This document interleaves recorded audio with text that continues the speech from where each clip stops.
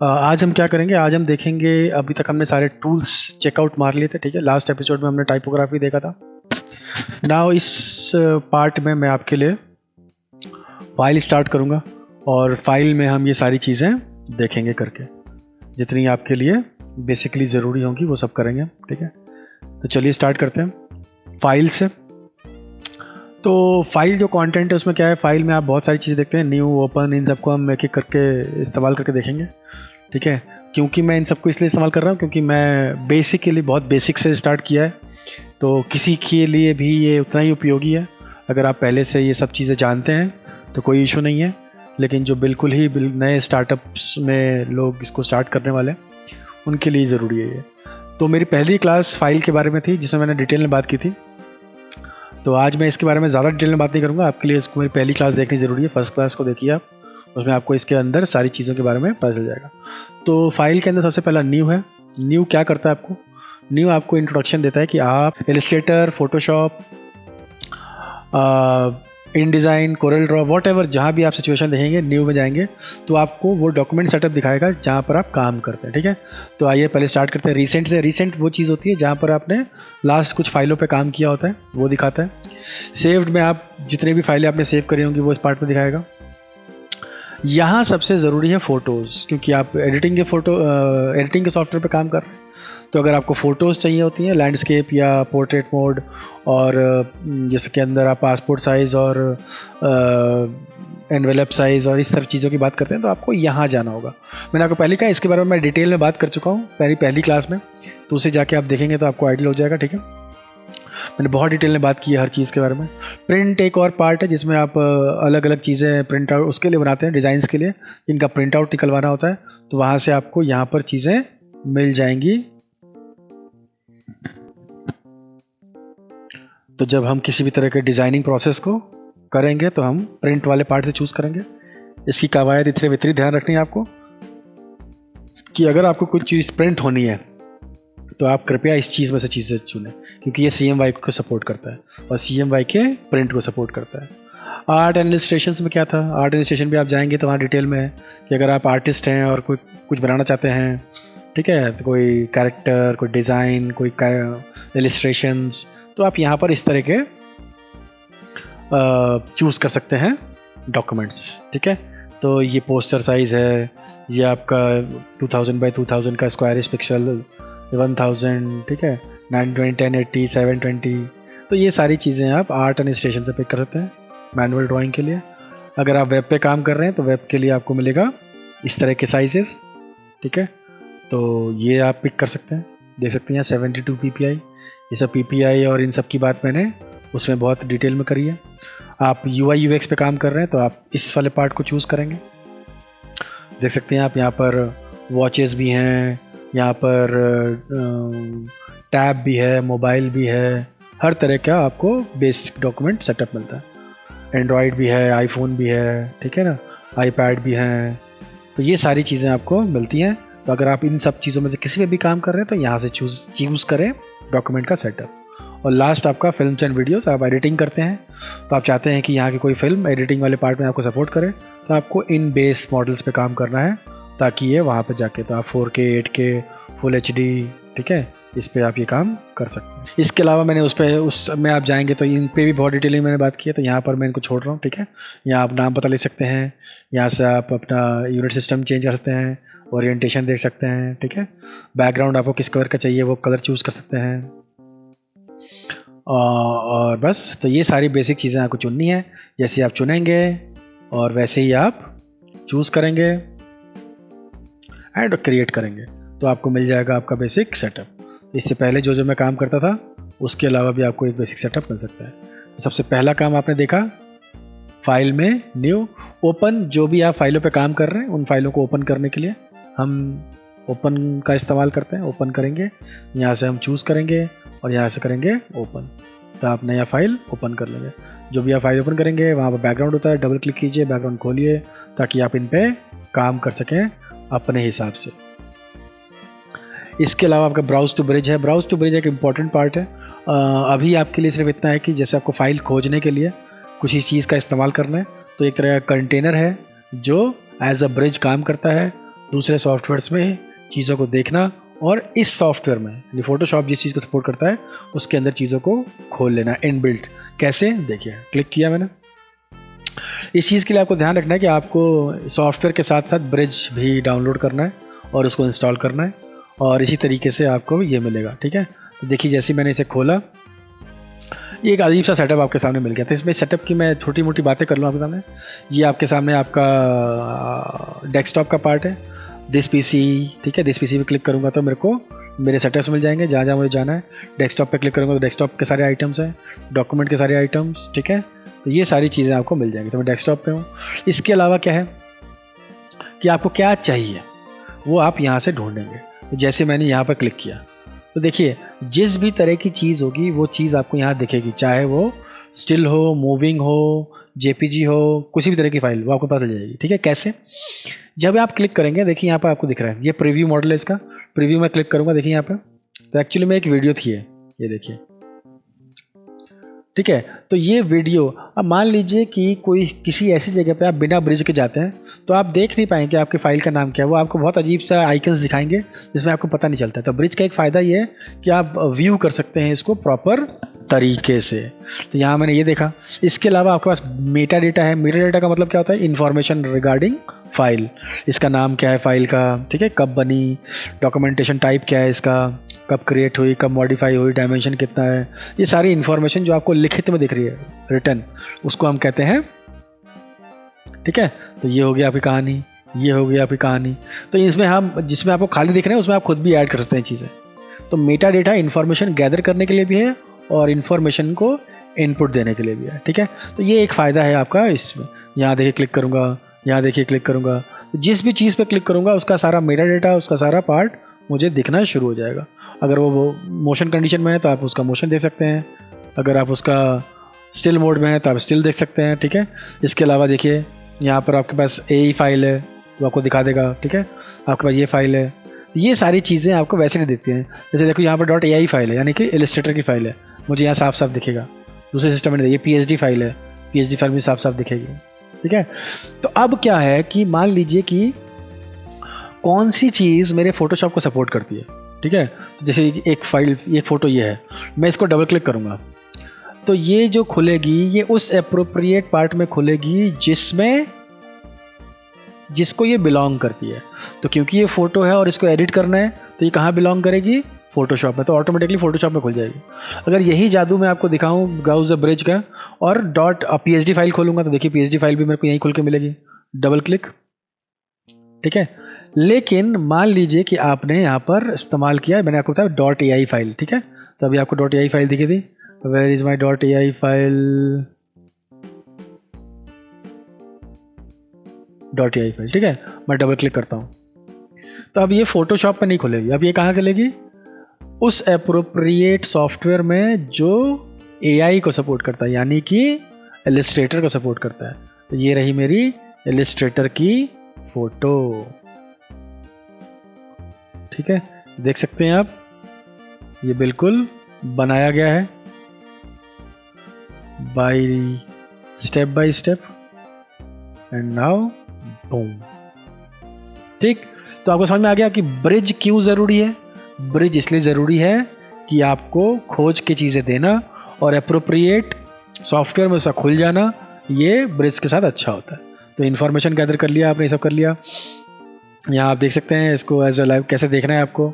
Essential में ऐसे दिखेगा, लाइब्रेरी में ऐसे दिखेगा, फिल्म स्ट्रिप में ऐसे दिखेगा, आउटपुट में ऐसे दिखेगा, मेटा डेटा में मेटा डेटा दिखेगा आपको इन्फॉर्मेशन के थ्रू, वर्कफ्लो में ऐसा दिखेगा। ठीक है, तो ये कुछ इन्फॉर्मेशन आपको यहाँ मिल जाती है। तो बेसिकली ये इन्फॉर्मेशन सिंपल सी चीज़ करने के लिए है जिसको हम बोलते हैं ब्राउज टू ब्रिज। और ब्रिज बहुत ही शानदार है, जब भी आप इसे खोलेंगे तो आप एप्रोप्रिएट उसमें खुल जाएंगे और आप जो भी काम करने वाले हैं उसको आसानी से कर पाएंगे बिना दिक्कत।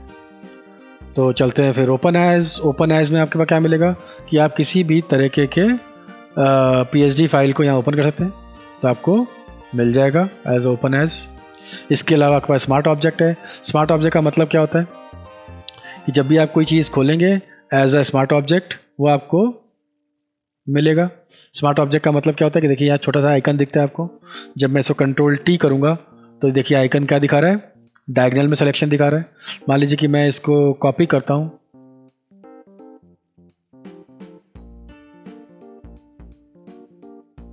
ठीक है, मैं इसकी एक कॉपी बनाता हूँ और राइट क्लिक करता हूँ और इसको रेस्टराइज करता हूँ। नाउ कंट्रोल टी करता हूँ तो आप देखेंगे कि ये चारों कॉर्नर में इसने सिलेक्शन बनाए, मतलब कि हाँ सिलेक्शन बनाए। और जैसे ही मैं इसको पिक करूँगा कंट्रोल टी दबाऊँगा तो ये देखो डायगोनल में करता है ये काम, ठीक है।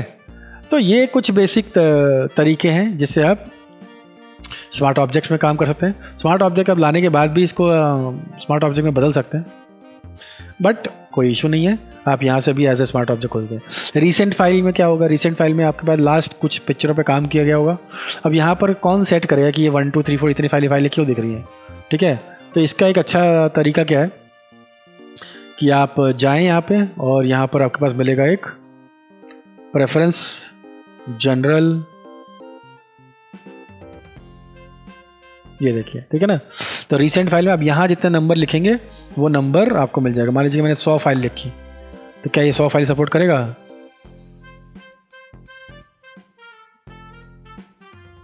ठीक है, 100 भी सपोर्ट करता है, ठीक है। तो आपको नंबर ऑफ फाइल्स यहाँ से जोड़ता है, मेरे को 10 करता हूँ, 10 सपोर्ट करेगा मुझे, ओके करना है। और अब मैं फाइल में जाऊँगा, रीसेंट फाइल में देखूँगा तो ओनली 10 फाइल्स की लिस्ट मुझे मिल जाएगी, ठीक है। तो ये कहानी है आपके रीसेंट फाइल की। क्लोज, जो भी चीज़ आप सेलेक्ट करके रखेंगे उसे आप क्लोज कर सकते हैं। आप यहाँ से भी क्लोज कर सकते हैं, आप क्लोज ऑल कर सकते हैं, सब बंद हो जाएंगे एक एक करके टैब, लेकिन सिस्टम खुला रहेगा, मतलब फोटोशॉप खुला रहेगा बट इसके सारे टैब्स जो हैं वो बंद हो जाएंगे, ठीक है। इसके अलावा आपको मिलता है क्लोज अदर्स, ठीक है। तो आप देखिए जो आप सेलेक्ट करेंगे उसको छोड़ दिया जाएगा और बाकियों से आपसे पूछेगा, तो मेरी ये फाइल सेलेक्ट थी, इसे छोड़ दिया है और पूछ रहा है कि बाकियों को क्लोज करना है कि नहीं करना है। तो ये कुछ बेसिक इंस्ट्रक्शंस हैं। मैंने आपको बोला था कि काफ़ी close end go to bridge, तो close end go to bridge में क्या हो जाएगा कि मेरी फाइल बंद हो जाएगी, यानी फोटोशॉप बंद हो जाएगा और मैं सीधा कहाँ पहुँच जाऊँगा, ब्रिज पे, ठीक है। इसके अलावा मेरे पास सेव है, तो सेव और सेव एज ये दो चीज़ें होती हैं। देखिए save as, save copy. Save copy का मतलब है कि एक सेम फाइल को कॉपी कर देना। सेव एज का मतलब क्या होता है, मान लीजिए कि आपने सेव करना है, मान लीजिए कि मैं आपको दिखाता हूँ एक चीज़ करके। ये मेरे पास एक पार्ट है, मैं इसे सेव करता हूँ, तो मैं इसे सेव करता हूँ और इसका कुछ नाम रख देता हूँ डेस्कटॉप पे। इसका नाम रखता हूँ,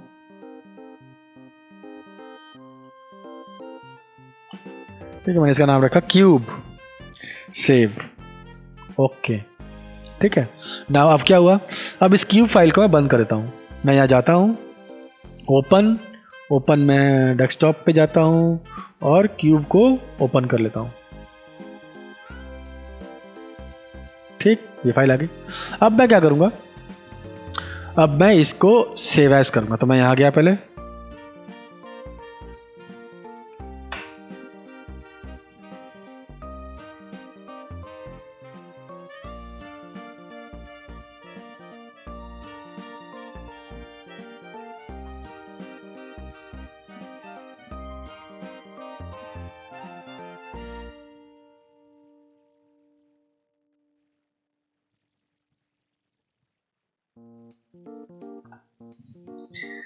ठीक है। तो देखिए ये मैंने कुछ ऐसा कर दिया। अब अगर मैं इसे सेव करता हूं तो क्या होगा, सेव।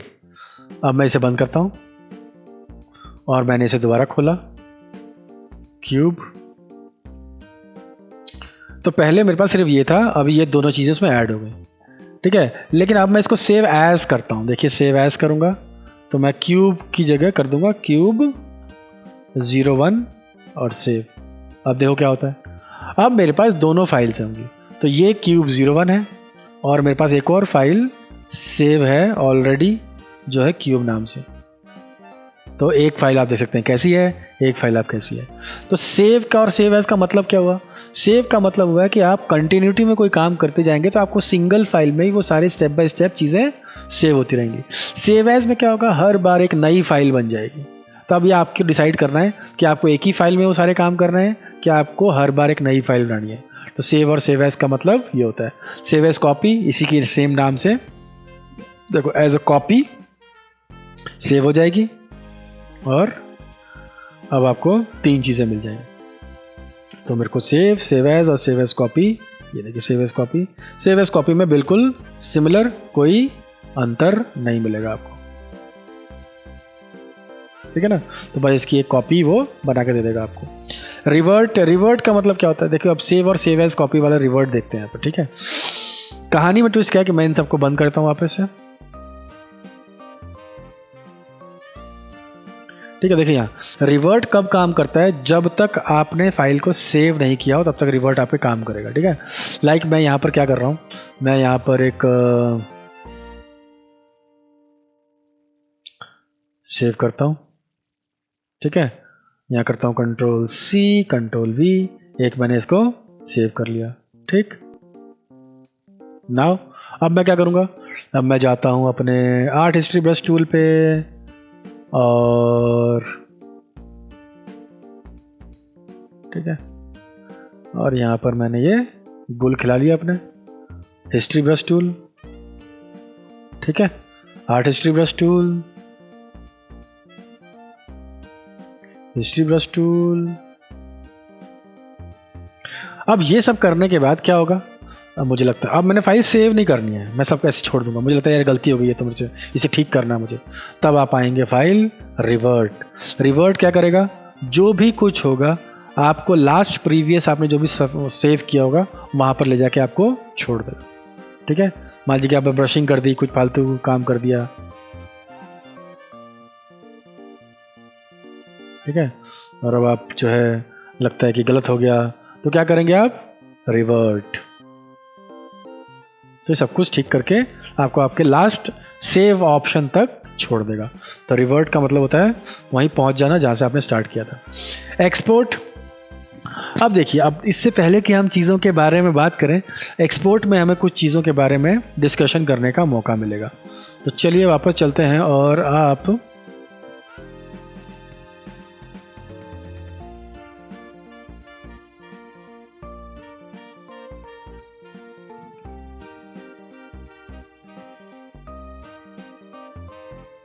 ठीक है, फिर से मैंने कर रहे हैं कंट्रोल सी कंट्रोल डी, और इस पे आप इस पे ध्यान मत दीजिएगा, इस पे मैं वापस से डिटेलिंग में बात करेंगे जब भी करेंगे। तो यार मैं बस कुछ चेंजेस कर रहा हूँ हल्का फुल्का।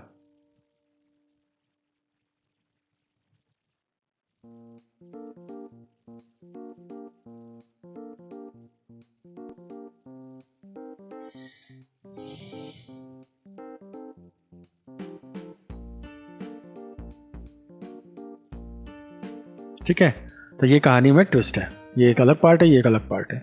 नाउ अब इस ट्विस्ट के साथ हम क्या करने वाले हैं, तो हमारे पास क्या ऑप्शन था करने के लिए, एक्सपोर्ट। एक्सपोर्ट में आपको बहुत सारी चीज़ें मिलती हैं, क्या मिलेंगी। अब आप सबको जो है पीएचडी फाइल नहीं दिखा सकते, है ना। पीएचडी फाइल दिखाने का मतलब है कि सबके पास फोटोशॉप होना चाहिए, लेकिन पीएचडी फाइल का मतलब ये बिल्कुल भी नहीं है कि आप किसी दूसरे के साथ अपनी बनाई हुई फ़ोटो शेयर कर सकते हो कि नहीं।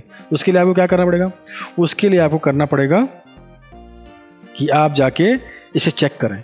चेक करें का मतलब किसी ऐसे फॉर्मेट में इसे सेटअप करें ताकि इसे कोई भी अपने सिस्टम पे देख सके। अपने सिस्टम पे देख सकने का मतलब क्या हुआ, मोबाइल में या किसी भी ऐसी जगह पे वो देख सके जो आम इंसान है, क्योंकि हर इंसान के पास इलस्ट्रेटर, फोटोशॉप जैसे ये नहीं होते सॉफ्टवेयर, ठीक है।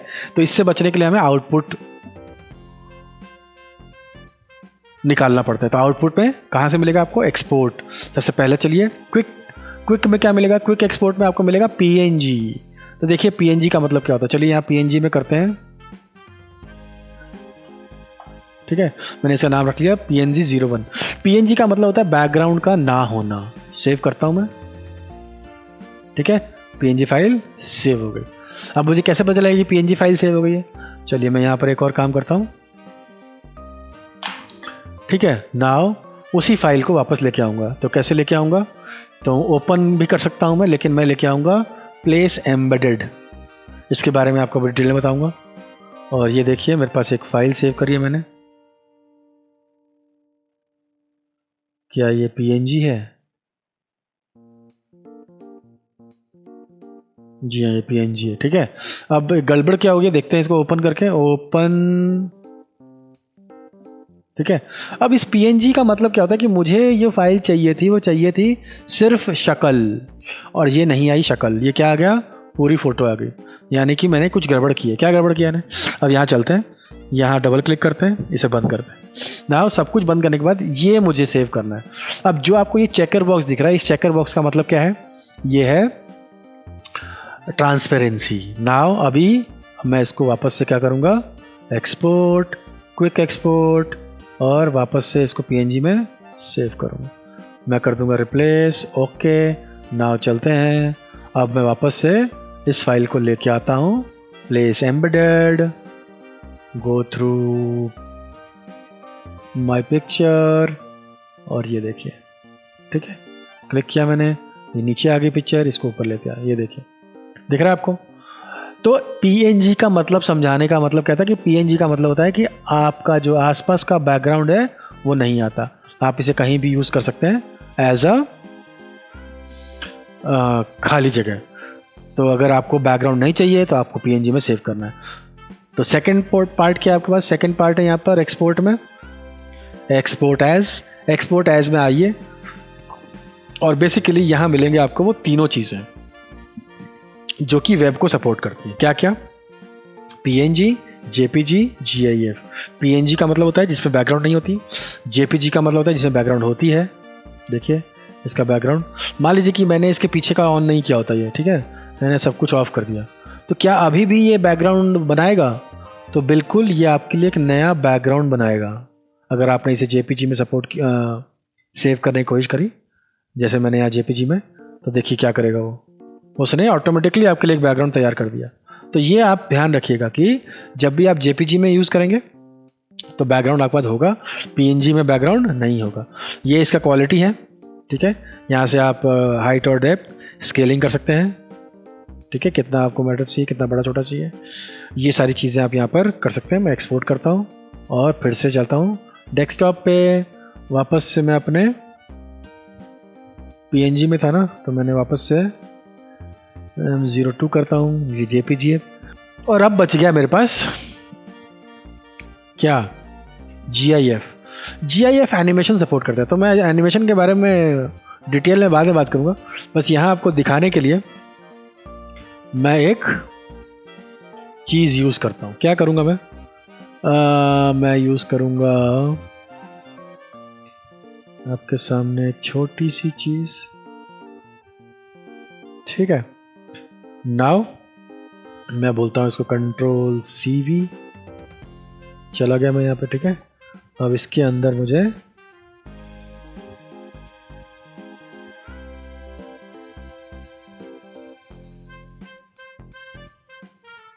ठीक है। नाउ अब मुझे क्या करना है, मुझे कुछ प्लस और कुछ माइनस करना है। तो मैं पहले माइनस कर लेता हूँ,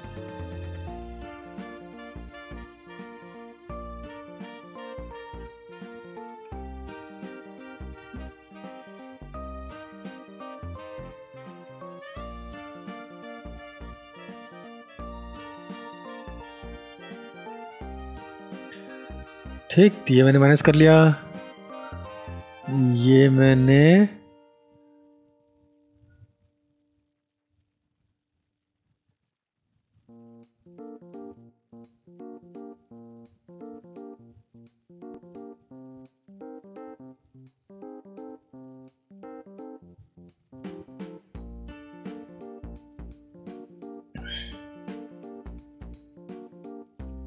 थोड़ा टाइम लगेगा, लेकिन आप थोड़ा धैर्य बनाए रखें।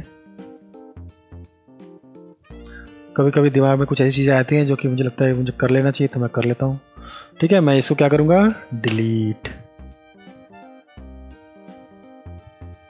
ठीक है। नाउ अब मैं इसमें कुछ एनिमेशन करके आपको दिखाऊंगा। तो मैं किस तरह का एनिमेशन कर सकता हूँ पहले मैं चेक कर लूँ। ठीक है, मैं एनिमेशन करता हूँ कि मेरे को एक और चश्मा चाहिए जो कि ऊपर जाए, तो मैं ज़रा कंट्रोल टी कर लेता हूँ एंड इधर आता हूँ, जेड चलता हूँ अपने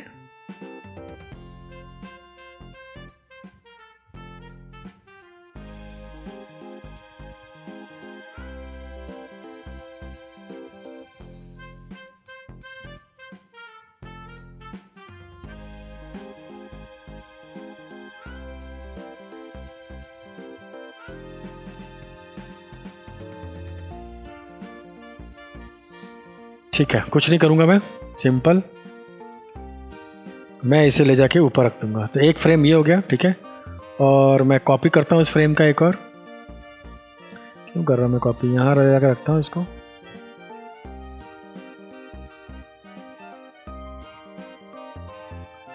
कंट्रोल टी है ही, इसको हल्का सा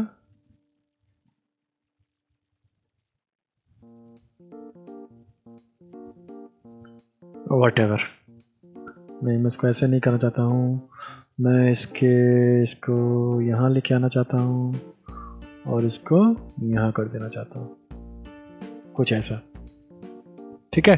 तो अब क्या होगा कि मुझे दिखाना है, इसको कैसे दिखाना है, मैं जाऊँगा इस पर, आपको ध्यान नहीं देना, मैं इसके बारे में डिटेल में बात करूँगा, मैंने कहा था पहले।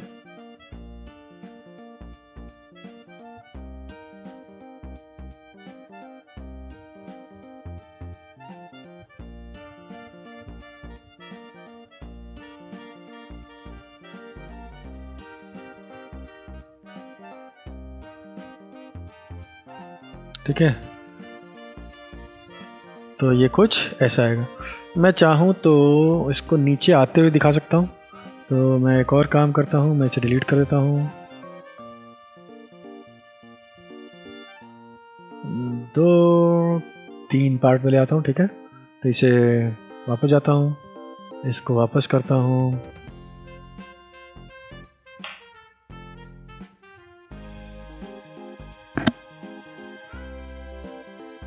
फिर मैं एक और लगाता हूँ और यहाँ पर इसे लेता हूँ और कंट्रोल डी दबा के थोड़ा यहाँ,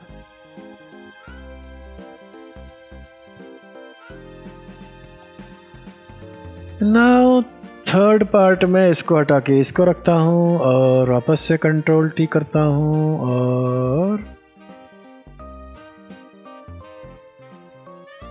ठीक है। नाउ लेट मी चेक, ये देखिए, ठीक है।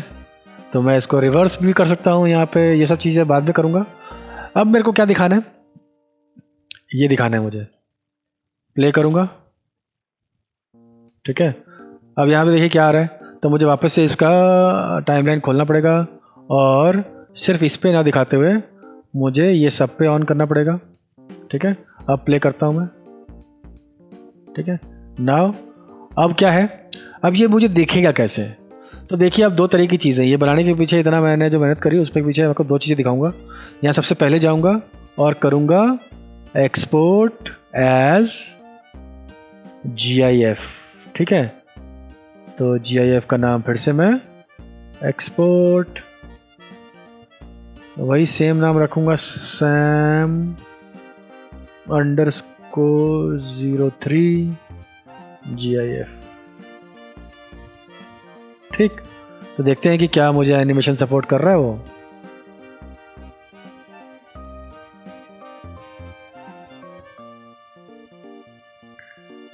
वन, टू एंड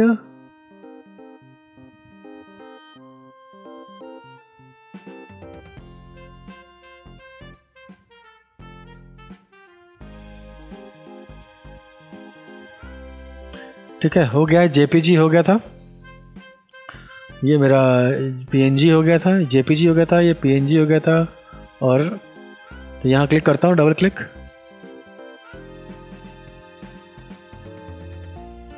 ये देखिए ये आपको मूव करता हुआ नज़र नहीं आ रहा है, ठीक है।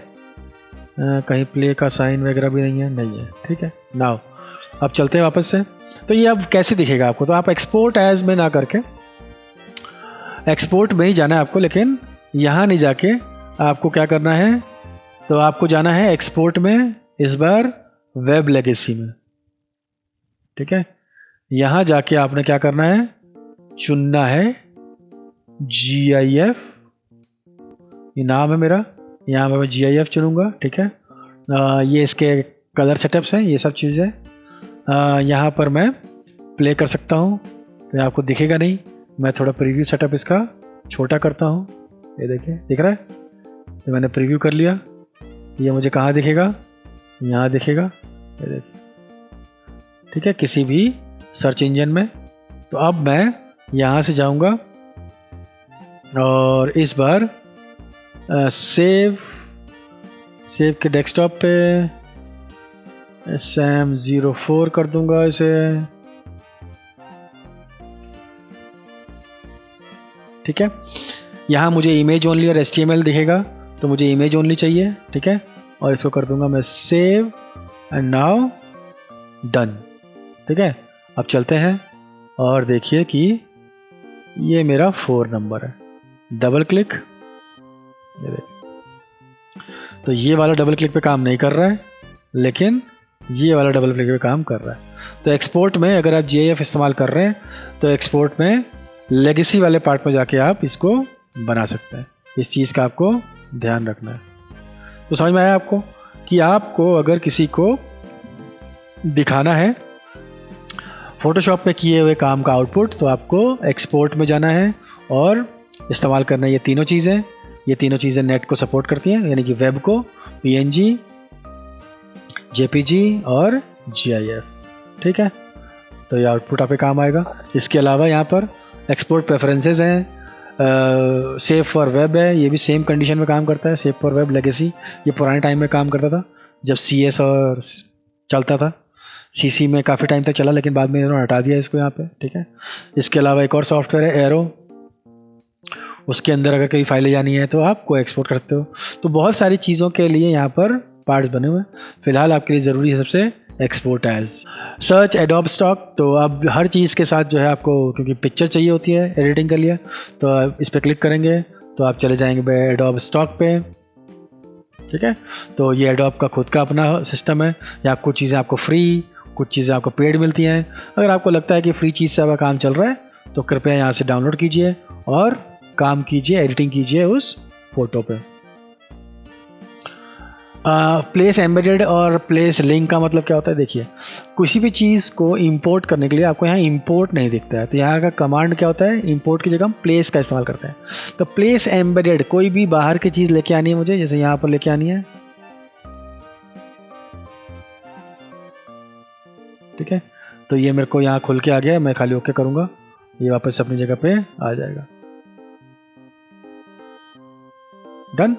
तो ये प्लेस एम्बेडेड का मतलब क्या होता है कि ये अब फाइल इसी, मतलब ये जो बाहर से ये फाइल लेके आया हूँ ये इसी पार्ट का हिस्सा है।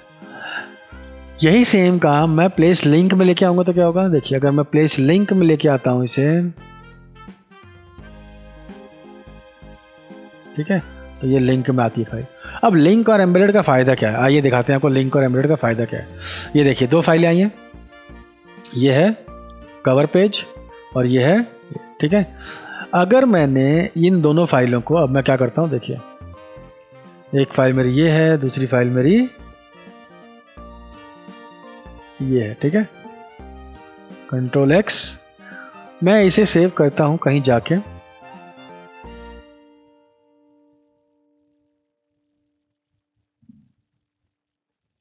ठीक है, मैंने यहाँ सेव कर दी। नाउ फोटोशॉप ओपन करते हैं, ये देखिए क्या हो गया, जो फाइल एम्बेडेड है उसमें किसी तरह का कोई फॉल्ट कलेक्शन का पार्ट नहीं आया, ठीक है, फॉल्स का नहीं।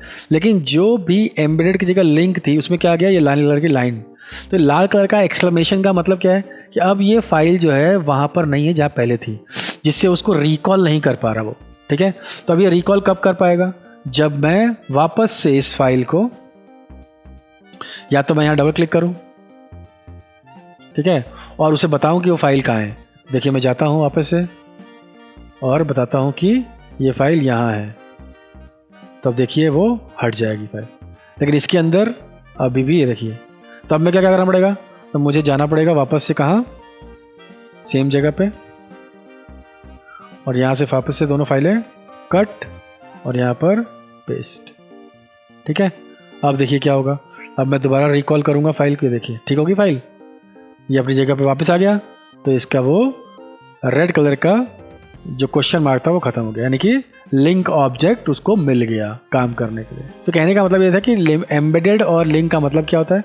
एम्बेडेड का मतलब होता है फाइल आपके मेन फाइल का हिस्सा बन जाती है, लिंक में वो मेन फाइल का हिस्सा नहीं रहती है। अगर आपने उस फाइल को गलती से कहीं डिलीट कर दिया या शिफ्ट कर दिया तो उसके अंदर वो रेड कलर का आपको क्वेश्चन मार्क दिखाएगा, जिसका मतलब आपको है कि वो डीलिंक हो गई फाइल, उसको आपको रीलिंक कराना पड़ेगा, तभी वो काम सही से करेगी। Next is what, automate. अब देखिए यहाँ पर ये कुछ ऐसी चीज़ें हैं जो आपको जल्दी काम करने की प्रेरणा देती है। ठीक है, इसके बारे में बात करते हैं। तो सबसे पहले बैच की बात करेंगे। तो ना यहाँ से अब मैं सब कुछ बंद कर दे रहा हूँ, बैच। ठीक है, एक मेरा बैच है, ये मेरे पास एक और,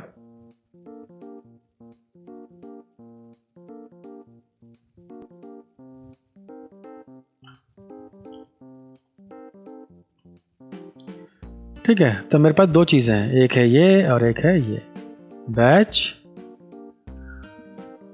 बैच 2। ठीक, नाउ कंडीशन इज व्हाट। तो अब जो मैं करने वाला हूँ वो क्या होगा। ठीक है, मुझे कुछ पिक्चर्स चाहिए, तो चलिए मैं कुछ पिक्चर्स लेता हूँ और यहीं से वो पिक्चर उठा लेता हूँ। 1 2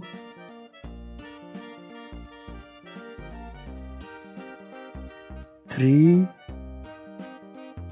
बहुत है।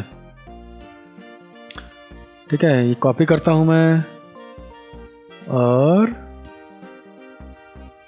बैच वाली फाइल पे पेस्ट करता हूँ। ठीक है, ये मैं रख लिया। नाउ चलते हैं। यहाँ आप कुछ भी खुले ना खुले कोई फ़र्क नहीं पड़ता। ठीक है ना, यहाँ पर आप कुछ भी रखें, अब कोई फाइल ओपन करें ना करें उससे कोई फ़र्क नहीं पड़ने वाला है। तो पहले ही बता देता हूँ आपको। नाउ यहाँ चलते हैं और बैच में चलते हैं। Automate batch. बैच में क्या कहानी है कि हमें चूज़ करना है क्या, यहाँ पर कुछ बाय डिफ़ॉल्ट प्रीसेट्स दिए हुए हैं, उन प्रीसेट्स को आप चुन सकते हो इस्तेमाल करने के लिए। ठीक है, तो इनमें से मैं एक दिखाऊंगा आपको जिसका नाम है कास्ट शैडो हो सकती है, शैडो दिखाने के लिए। मैं दिखाऊंगा आपको वुडन फ्रेम। ठीक है, बाकी आप एक एक करके सबको चेक कीजिएगा, अलग अलग इफेक्ट्स हैं। वुडन फ्रेम हम चूज़ करते हैं। वुडन फ्रेम में क्या होगा कि आपको चारों तरफ जो है वुड का एक फ्रेम लग जाएगा उसके चारों तरफ। नाउ सोर्स में आपको क्या करना है, अगर आपको सिंगल वो चाहिए तो आप सिंगल चुन सकते हो, ओपन फाइल चुन सकते हो। ओपन फाइल का मतलब होता है जो यहाँ खुली रहेंगी। तो मैं फोल्डर चूज़ करता हूँ, चूज़ नाउ डेस्कटॉप, और मेरा बैच 1 में मैंने रखा है क्या, फोटो। ठीक है, तो मैं यहाँ से चूज़ करता हूँ और डेस्कटॉप और बैच चूज़ करता हूँ, सेलेक्ट फोल्डर। यहाँ आ गया आपका सेलेक्ट फोल्डर। ठीक है, यहाँ देख सकते हैं आप बैच। अब मुझे क्या करना है, बस अब मुझे कुछ नहीं करना है। अब मुझे जाके यहाँ पर डेस्टिनेशन बताना है। तो डेस्टिनेशन में भी फोल्डर चूज़ करूँगा। कौन सा फोल्डर, बैच 2 वाला जो मैंने बनाया था, ये रहा।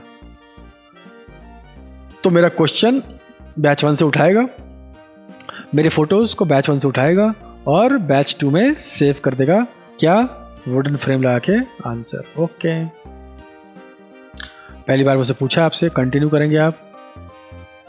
कहाँ सेव करेंगे इसे, बैच 2 में ले गया है, सेम नाम से सेव करना है आपको, PSD में सेव करना है, PDF में सेव करना है, किस में सेव करना है वो आप कर सकते हैं। ठीक है, तो मैं TIF फोटोशॉप की फाइल या PSB या PSD में सेव करता हूँ। ठीक है, तो मैं करता हूँ PDF में सेव। चलिए ठीक है ना, सेव करता हूँ PDF, सेव, यस, फिर दूसरी फाइल PDF, सेव, यस, और तीसरी फाइल भी मैं PDF में ही सेव कर लेता हूँ।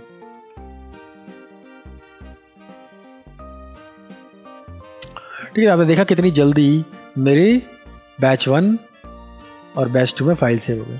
इसका आंसर क्या आ रहेगा? डबल क्लिक, ये देखिए वुडन फ्रेम का मतलब क्या था? 50 पिक्सल, 40 पिक्सल का उसने वुडन फ्रेम क्रिएट कर दिया अपनी इमेज के चारों तरफ। ठीक है, तो यहाँ से आप चेक कर सकते हैं और कितनी जल्दी आपका काम कर दिया इसने।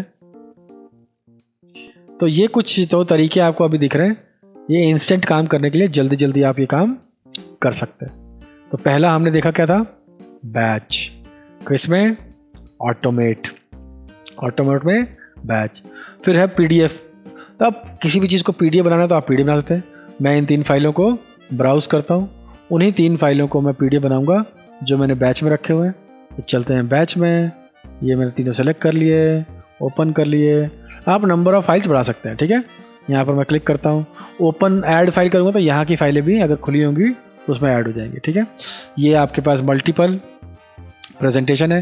प्रेजेंटेशन बनाएंगे तो ऑटोमेटिकली फाइलें खुल जाएंगी, और अगर मल्टी पेज बनाएंगे तो आप स्क्रॉल करेंगे तो ये खुलेंगी।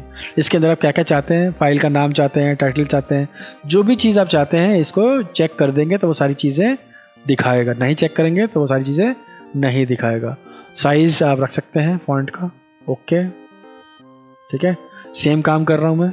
डेस्कटॉप पे जाऊँगा और बैच 2 में मैं इसे सेव कर दूँगा। ठीक है, आपने देखा कितनी जल्दी उसने काम कर दिया। बैच 2 में जाऊँगा और अनटाइटल्ड, ये देखिए, तो फाइल का नाम, उसका साइज़, वो सारी चीज़ें जो भी हमने इसके मेटा डेटा में रखी थी वो इसने ऑटोमेटिकली इसमें ऐड कर दी। तो आया समझ में आपके लिए पीडीएफ बनाना कितना आसान है फोटोशॉप के थ्रू। बस आपको कुछ नहीं करना है, आपको ऑटोमेट में जाके और पीडीएफ प्रेजेंटेशन बनाना है। क्रिएट ड्रॉपलेट एक तरह का पार्ट है जिसमें हम बोलते हैं कि हम इसका एक शॉर्टकट बना के रख लेते हैं। तो हम चूज़ करते हैं, हम जाते हैं वापस से, और शॉर्टकट भी मैं बैच 2 में रखूँगा। ठीक है, इसका नाम मैं कुछ रख सकता हूँ, कुछ भी। ठीक है, सेव कर लेता हूँ फाइल को। बाकी मैं यहाँ से कुछ नहीं बदल रहा हूँ, ओके करता हूँ। ठीक, तो यहाँ पर देखिए एक ड्रॉप क्रिएट हो गया, डबल क्लिक करूँगा। ठीक है, तो ये शॉर्टकट क्रिएट करने के लिए, देखिए शॉर्टकट क्रिएट करने का मतलब होता है कि आपकी फ़ाइल वापस से ओपन हो जाएगी। तो ये मल्टीपल ड्रॉपलेट्स आप क्रिएट कर सकते हैं, जहाँ भी आपकी फ़ाइल होगी वहाँ से आप एज अ शॉर्टकट उसका इस्तेमाल कर पाते हैं। क्रॉप एंड स्ट्रेटन फ़ोटो, इसका क्या मतलब होता है कि मान लीजिए कि आपकी कोई फ़ोटो है, जैसे मान लीजिए कि मैं ये वाली फ़ोटो लेता हूँ। ठीक है, और क्लिक करता हूँ ये। अब मैं इस फ़ोटो को टेढ़ा कर देता हूँ, तब मुझे क्या दिख रहा है? ये फ़ोटो टेढ़ी है, तो मुझे इसको सीधा करना है। तो कैसे सीधा करूँगा वो मुझे नहीं पता है, वो मेरे लिए फ़ोटोशॉप आसानी से करके देगा। यहाँ जाते हैं, क्रॉप एंड स्ट्रेटन फ़ोटो, पहले वो फ़ोटो को सीधा करेगा और क्रॉप भी कर देगा, ये देखिए। ठीक है, ये हल्का सा उसने गैप छोड़ दिया। इस गैप को भरने के लिए आप इमेज में जाके ट्रिम कर दीजिए, खाली जगह ट्रिम, तो सब कुछ खत्म हो जाएगा। ठीक है, आ गया समझ में? तो किसी भी पिक्चर में जो टेढ़ा मेढ़ा पार्ट होता है उसे ख़त्म करने के लिए आपको क्या मिलेगा? एक और आसान तरीका, क्रॉप एंड स्ट्रेटन। तो पहले पिक्चर सीधी होगी, फिर जो खाली जगह होगी उसको क्रॉप करने की कोशिश कर देगा। कॉन्टेक्स्ट शीट क्या होता है? मान लीजिए कि आपने कुछ पिक्चर्स बनाई हैं, आइकन्स बनाए हैं, कुछ किया है आपने, और आपको उन सबको जो है एक शीट में लगाना है। जैसे आप लेबल्स वगैरह इस्तेमाल करते हैं, लेबल की तरह एक शीट में आपको सब कुछ लगाना है। ठीक है, नाउ चलते हैं वापस से ऑटोमेट में, कॉन्टैक्ट शीट। यहाँ आपको बताना है उसे, फिर से मैं उसी सेम फोल्डर में से जाके उसी को चूज़ कर लेता हूँ। 3 ही पिक्चर है, मैं पिक्चर बढ़ाऊँगा नहीं, तो इसके अंदर से सारे 3 पिक्चर निकाल लेगा। ओके, मुझे कितने बड़ा पेज चाहिए वो डिसाइड करेंगे हम यहाँ से, यूनिट सिस्टम से, इंचेस, सेंटीमीटर, पिक्सल। ठीक है, 8 इंच बाई 10 इंच का आपका पेज का साइज़ है। ठीक है, 300 पिक्सल उसका आपका रेजोल्यूशन है। ठीक है, sRGB उसका कलर प्रोफाइल है। ये सब चीज़ें, कितने बाई कितने के रो कॉलम्स चाहिए, 5 बाई 6, व्हाटएवर जितनी आपकी पिक्चर है उसके हिसाब से आप लेंगे। ठीक है, मुझे यहाँ 3 बाई 3 ही चाहिए, बहुत है, क्योंकि बाद 3 ही पिक्चरें हैं। तो अगर ज़्यादा पिक्चरें हैं तो इस हिसाब से ले सकते हैं आप। ये जो उसके अंदर कंटेंट लिखना है वो आप लिख सकते हैं, एरियल जो भी आपका फॉन्ट है आपके पास। ठीक है, बोल्ड इटैलिक जो भी करना है आपको, और यहाँ से कर दीजिए ओके। तो आप देखेंगे कि थोड़ी देर में एक कॉन्टैक्ट शीट बन जाएगा जिसमें आपके सारे फ़ोटोज़ आ जाएंगे। तो नंबर ऑफ जितने फ़ोटोज़ हैं उसके अकॉर्डिंग आप अपना डॉक्यूमेंट लीजिए और उसके अंदर एक के बाद एक सारी फ़ोटोज़ लग जाएंगी। तो कई बार ये भी अपनी चीज़ों को शोकेस करने के लिए काफ़ी अच्छा होता है, जिससे आप हासिल करते हैं कॉन्टैक्ट शीट से। कंडीशनल मोड चेंज का मतलब क्या होता है कि बैकग्राउंड में ये किस में है उसके अंदर आपको बदलना है। जैसे मैंने इसको ग्रे स्केल में बदल दिया, ठीक है। तो अब मैं इसके अंदर जो भी फाइल लेके आऊँगा, जैसे प्लेस करूँगा कोई फाइल, तो देखिए क्या हो जाएगा। ओके, कंडीशनल मोड चेंज नहीं हुआ है इसका। इसको मैं आपको कहीं और से करके दिखाता हूँ। देखिए कंडीशनल मोड चेंज जो है ये दो जगह पे है। एक तो आपके पास यहाँ पर है, देखिए कंडीशनल मोड चेंज, बैकग्राउंड में आप किसका रखना चाहते हैं, बैकग्राउंड चेंज करना चाहते हैं। तो ये सारे फाइल्स के एक्सटेंशंस हैं अलग अलग, कुछ आपको पता होंगे कुछ आपको नहीं पता होंगे, तो इसमें से आप चेंज कर सकते हैं, ठीक है।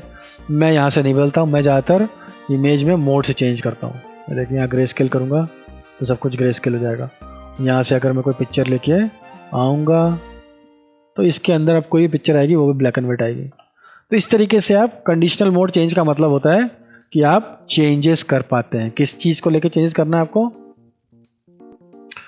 उसके प्रॉपर्टीज़ को लेके चेंजेस करना। कंडीशनल मोड चेंज में प्रॉपर्टीज़ है जो पिक्चर की, as a colour mode change, तो आप यहाँ से ये सारी चीज़ें बदल सकते हैं अगर आप चाहें तो। उसके बाद है फिट इमेज। फिट इमेज का मतलब कहता है कि कोई भी पिक्चर का साइज़ कितना भी हो आपको फ़र्क नहीं पड़ना चाहिए। मैं ओपन करता हूँ, मैं इस फाइल को खोजता हूँ, मैं देखता हूँ पहले कि इसका साइज़ है कितना, इमेज साइज़, ठीक है। ये है 1536 और 1024, ठीक है ना। तो ये मेरी फ़ोटो का साइज़ है। अब मैं इसे किसी भी उसमें बदलना चाहता हूँ आकार में, ठीक है। तो मैं ऑटोमेट में जाके फिट इमेज करता हूँ। यहाँ से मैं जो भी भरूँगा, मैं भरूँगा 1920 और यहाँ भरूँगा 1080 और ये देखिए। नाउ अब मैं इमेज साइज में जाऊँगा, इसके चेक करूँगा तो एक्चुअली मैंने बढ़ा दिया है उसको। मेरी पिक्चर का साइज़ अब 1920 1080 हो चुका है। तो मैंने क्या किया, यहाँ से जाके फिट इमेज मैं इसको करता हूँ 600 बाई 600। तो आपने देखा कि आपका साइज़ बदल गया।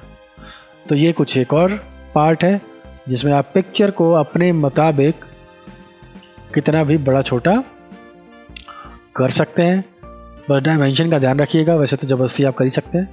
लेंस करेक्शन ये हमारे लिए नहीं है, ये फ़ोटोग्राफ्स में अगर लेंस करेक्शन का पार्ट होता है तो आप पिक्चर्स पहले की तरह ही फोल्डर क्लिक कीजिए, ठीक है, चूज़ कीजिए, जाएं जहाँ भी आपकी फ़ोटो रखी है, ठीक है।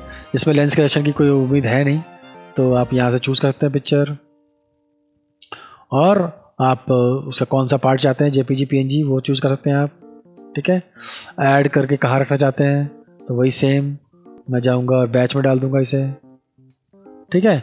नाउ अब उसमें जो भी लेंस करेक्शन के अकॉर्डिंग चेंज होंगी वो सिस्टम अपने आप करके और चेंज करके आपको दे देगा, ठीक है। तो मैं चेक करने की कोशिश करता हूँ।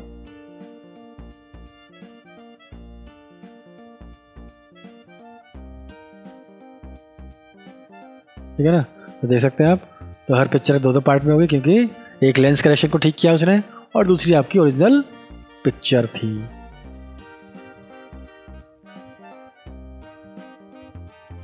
ठीक है, तो ये है सारी कहानी आपकी। कुछ चीज़ें आपके यहाँ काम आएंगी, बहुत ज़रूरी है, और कुछ चीज़ें आप अपनी मर्जी से इस्तेमाल कर सकते हैं। मर्ज टू HDR, अब इसके लिए कहानी में एक ट्विस्ट है। मेरे पास 3 पिक्चर्स हैं, मैं तीनों पिक्चर्स को खोल लेता हूँ ज़रा। ये तीनों पिक्चर्स मैं खोल लेता हूँ। मर्ज टू HDR की एक संभावना को आपको याद रखना है कि उनकी सबकी फाइल एक ही साइज़ की होनी चाहिए। अगर फाइल साइज़ में दिक्कत हुई, जैसे मेरी ये फाइल साइज़ कितनी है 1536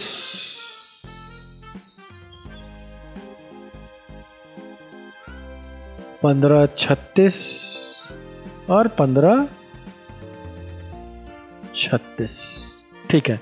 तो मेरी फाइल साइज, बस इस चीज़ का आपको ध्यान रखना है कि मर्ज टू HDR में ये चीज़ बहुत इंपॉर्टेंट वैल्यू प्ले करने वाली है। तो पहले मैंने साइज़ चेक कर लिया, उसके बाद मर्ज टू HDR फाइल करूँगा, यहाँ जाऊँगा, फोल्डर पिक करूँगा और फिर से मैं चला जाऊँगा डेस्कटॉप पे, यहाँ पर ओके करूँगा, यहाँ 3 पिक्चर आ जाएंगी, ओके करता हूँ। ठीक है, अब यहाँ पर देखिए ओके का साइन ही दिखा रहा है, तो मैं इन पिक्चरों को थोड़ी देर बाद आगे पीछे कर लेता हूँ 2-3 बार और ये मुझे यहाँ दिखा देगा। ठीक है, क्लिक करूँगा, ये देखिए। तो आप नंबर ऑफ पिक्चर्स, आप यहाँ पर टेक्सचर वगैरह बनाने के लिए आपको काफ़ी आसान हो जाता है। आप एक पिक्चर में दूसरी पिक्चर्स को मर्ज कर सकते हैं। ये देखिए 2 पिक्चरें ज़रूरी हैं खुली होना मर्जिंग के लिए, है ना। तो ये आप आसानी से कर सकते हैं। तो यहाँ से जब मर्जिंग आप करेंगे, यहाँ से चेंजेस भी करते हैं आप। देखिए कौन सी पिक्चर ज़्यादा देखनी है, कम देखनी है, स्ट्रेंथ किसकी कम है, गामा लाइट की रोशनी, ठीक है, एक्सपोजर, डिटेलिंग वगैरह, ठीक है, शैडो, हाईलाइट,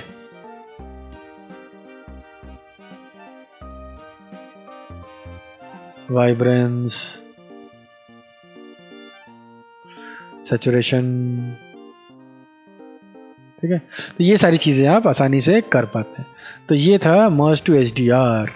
मैं इसे क्लिक करता हूँ, ओके करता हूँ, आपके पास एक फ़ाइल बन के आ जाएगी जिसमें ये तीनों चीज़ें आपस में मिक्स हो गई। तो आप ये चीज़ टेक्सचर वगैरह बनाने के लिए आसानी से कर सकते हैं। एक के बाद एक बहुत सारी फ़ोटोज़ रखी है जिनको आपस में मर्ज करना है। बस चीज़ जो आपको ध्यान रखनी है वो ये ध्यान रखनी है कि वो पिक्चर कितने साइज़ की हो, उन सबका साइज़ सेम हो। बस साइज़ सेम होगा तो आप आसानी से कर पाएंगे। ठीक है, फिर आगे पास एक और चीज़ है जिसको बोलते हैं फ़ोटो मर्ज। देखते हैं कि फ़ोटो मर्ज की ऑप्शन में मेरे पास है कि नहीं है। तो फ़ोटो मर्ज का ऑप्शन में क्या होता है कि आप बहुत सारी पिक्चरों को आपस में मर्ज करके एक सेटअप बना सकते हैं। जैसे ब्राउज़ करते हैं, डेस्कटॉप पर चलते हैं, फ़ोटो मर्ज है मेरे पास, ये 3 पिक्चरें हैं मेरे पास। देखिए फ़ोटो मर्ज करते हैं, इनकी तीनों पिक्चरें कलेक्ट कर लिया आपने, ध्यान रखिएगा। और ये देखिए, ठीक है, अब ये तीनों पिक्चरें खुल गई। ये देखिए इन्हें तीनों पिक्चरों को आपस में बना दिया। ये कुछ ऐसा ही पिक्चर है, जैसा सेलेक्ट करिए तो ऑटोमेटिकली आपको कुछ करने की ज़रूरत नहीं है, वरना आप बहुत सारा टाइम लेते हैं।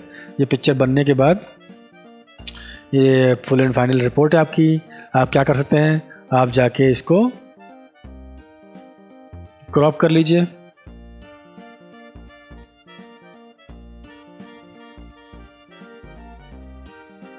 ठीक है, और बाहर क्लिक कर लीजिए, फिर से क्रॉप कर लीजिए और ग्रेट,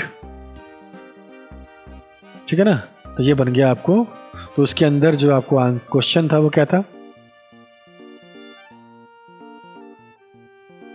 क्या कि 3 अलग अलग फोटोएं थी जिसको फोटो मर्ज ने, ये देखिए 3 अलग अलग फोटोएं थी आपके पास और फोटोशॉप ने उसे एक ही पार्ट में बना दिया है।